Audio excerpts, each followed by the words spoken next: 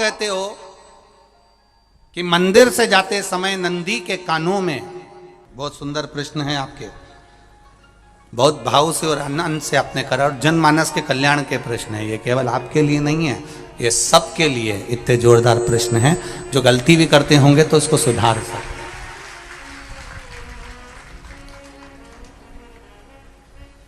आपने कहा कि नंदी के कानों में कहना चाहिए, लोग हंसते हैं, कहते हैं बताओ वो नंदी के कानों में भगवान को कहना चाहिए। वैसे तो हम आपको एक बात बता दें कि दुनिया के लोग किसी दूसरे धर्म की कभी हंसी नहीं उड़ाते। दुनिया के लोगों को दूसरे का धर्म अच्छा लगता है।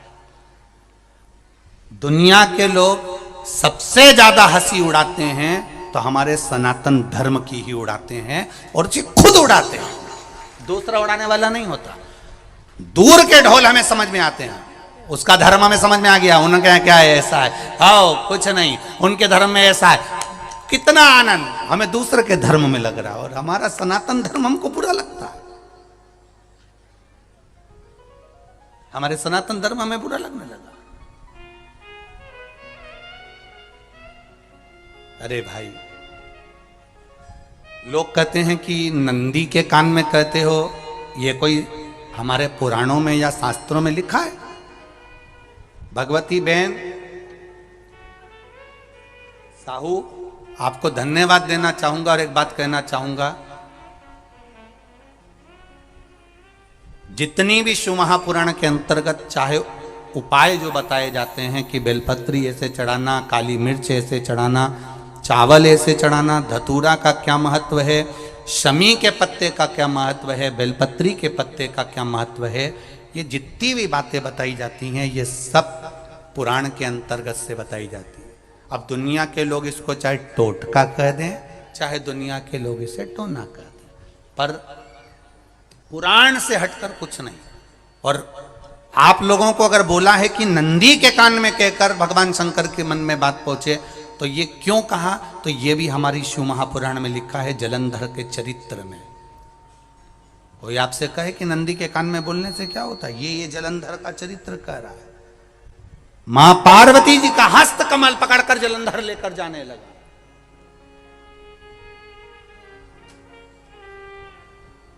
वृंदा का पति लेकर जा रहा।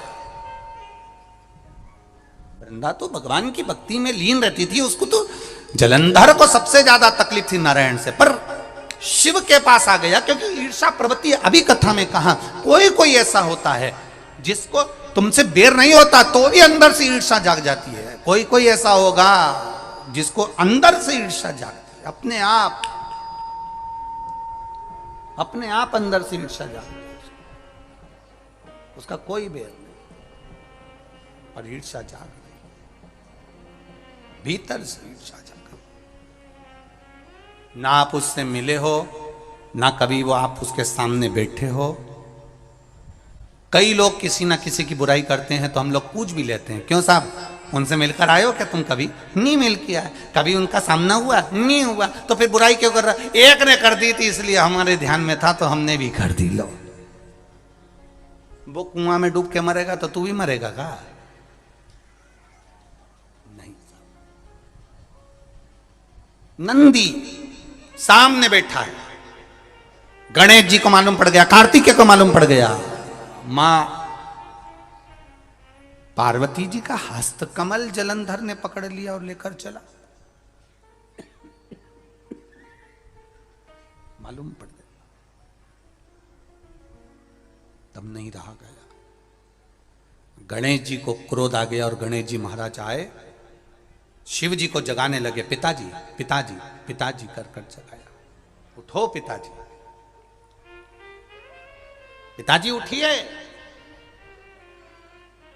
पिताजी जागिए, पिता को जगा रहे हैं। भगवान शंकर नहीं उठे, तप में लीन थे। क्या करें हम? जलंधर के पास में इतना बल है, इतना बल है, और पिता की आज्ञा नहीं होगी तो हम कैसे मार देंगे इसको? मारने को तो हम मार दें। मां ने आज्ञा करी थी कि जलंधर उसको तारकासुर को मार दो, तो कार्तिकेय ने तारकासुर को मार दिया। शिव जी की आज्ञा नहीं तो हम इसको कैसे मारें? क्या करें? सब कुछ गणेश जी ने देख लिया, शंकर जी के ऊपर बहुत बहुत बहुत बहुत प्रार्थना कर कर देख ली, पर शंकर जी नहीं जागे। तब आखिरी में विनायक ने, गणेश ने, जितने लोग आस्था चैनल पर कथा सुन रहे हैं, जितने लोग फेसबुक यूट्यूब पर कथा सुन रहे हैं, इस बात को याद रखना कि नंदी के कान में कहने से क्या होता है वो ये इस कथा से सीख लेना। आखिरी में गणेश जी को लगा किसको कहूँ, शंकर जी भी तप में हैं, नंदी भी तप में हैं, मैं किसको कहूँ? शिव जी को कह के कर थक गया, पिताजी को बोल बोल कर थक गया, पिताजी जागते नहीं। अब मैं किसको कहूं ये बात, किससे कहूं?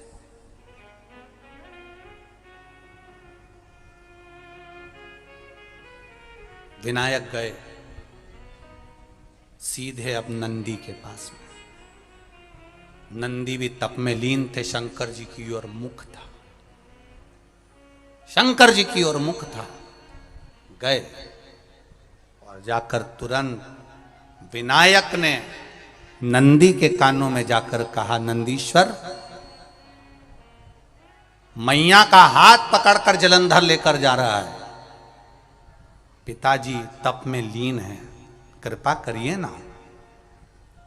बस केवल नंदी के कान में कहा, गणेश जी दूर हट गए। नंदी के कान में कहा, शंकर जी के नेत्र खुल गए, शिव जी के नेत्र खुले। ध्यान देना जरा, इस शिव महापुराण की, आशुतोष शिव महापुराण की कथा, जो कथा यहां कही जा रही है, यह कथा पहले के चरित्रों में सुनने को नहीं मिली होगी। जरा ध्यान देना इस संवाद पर, जितने लोग आस्था चैनल पर, जितने फेसबुक यूट्यूब पर सुन रहे हैं। सनातन धर्म की हंसी उड़ाने वाले कह देते हैं नंदी के कान में कहने से क्या होता है, नंदी के सामने जाकर बोलने से क्या होता है, नंदी के पास बैठकर बोलने से क्या होता है, नंदी के पास बैठकर शंकर जी का मात्र दीदार करने से क्या होता है, दर्शन करने से क्या होता है। वो अच्छे से समझ लेना, जो लोग सनातन धर्म पर उंगलियां उठाते हैं वो अच्छे से समझ लें इस बात को।